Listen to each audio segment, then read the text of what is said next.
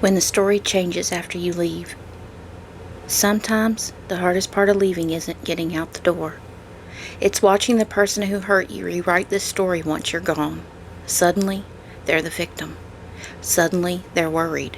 Suddenly, they don't understand why you left. And suddenly, the years of abuse disappear from the story they're telling everyone else. That's why leaving safely can require so much planning. Because when an abuser realizes they no longer have access to you, they may try to regain control in other ways. They may call your friends. They may question your neighbors. They may tell people they don't know what happened. They may make themselves look like the heartbroken one while making you look like the person who simply walked away. I learned something important after I escaped. I didn't owe anyone any explanation for saving myself. I didn't owe number 2 my location. I didn't owe him a phone call. I didn't owe him an explanation. I didn't owe anyone else the details of where I had gone. For years, I had been isolated from people who cared about me.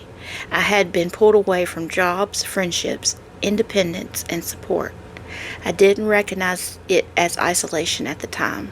I just thought life kept changing. Looking back, I can see the pattern.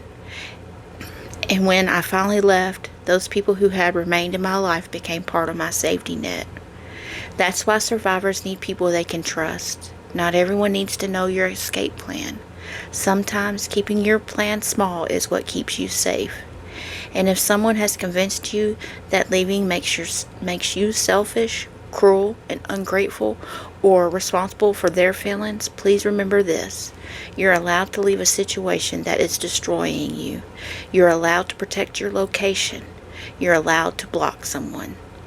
You're allowed to stop explaining yourself.